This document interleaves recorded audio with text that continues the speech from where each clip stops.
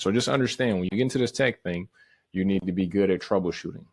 Troubleshooting is just a fancy name that means that when shit breaks, you can figure out how to fix it, and you know the step-by-step process on how to fix it, right?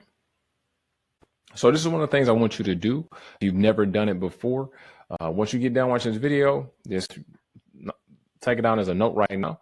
I want you to try to pair a Bluetooth device to something else, whether it's a Bluetooth keyboard, a Bluetooth mouse, earbuds. And if something wrong, if something comes up, you can't figure it out, go through an analytical and troubleshooting process to figure out the issue. Why can't I connect to this? All right, now we're going to talk about connectivity. We already talked about it a little bit. Now, when you're using your cell phone's network, right, whether you got T-Mobile, Verizon, whoever, right, whoever you got, you're going to be using a couple different networks depending on how close you are to the towers, depending on what the coverage area is, so on and so forth. So if you're super fast, you inside Verizon, you can get 5G. If you walk outside Verizon, you can get 4G. You walk down the block from Verizon, you get 3G. If you're in the middle of the woods, you'll get something lower and lower and lower, right? So usually if you have no signal, it's either something blocking the signal, you're inside of a tunnel, you inside of a microwave, and you're wrapped in fucking aluminum foil. Something is blocking all of the signals, right? But just those different levels, most of you guys are using this or watching this video, you probably have a phone that has 5G capabilities, super fast, when you can connect to it.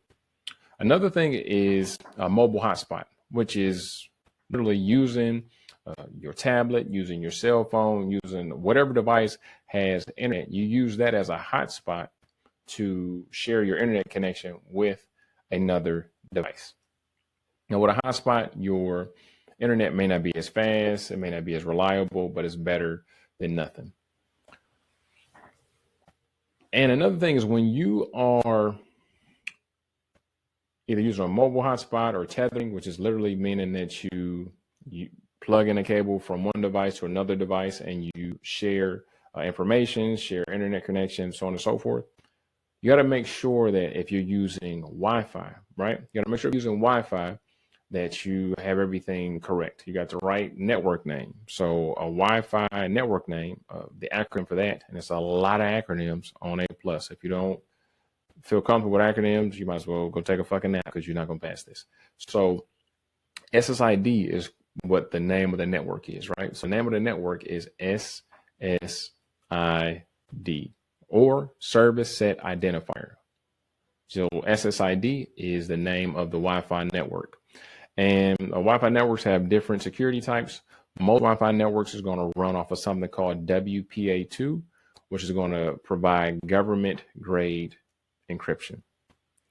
Now, another thing is this: if you are rocking out, if you are working remotely, which most of you guys want to do, if you are working from anywhere other than a network that you know and a network that is secure, you want to use a VPN, something called a VPN. So it's a virtual private network. That is the best thing to do on remote work, because technically it's supposed to encrypt all of the traffic on that public network, right?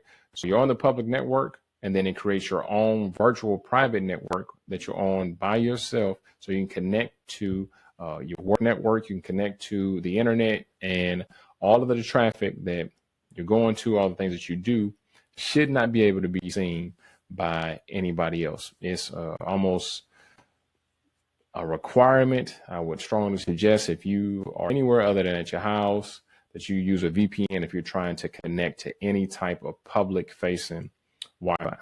All right.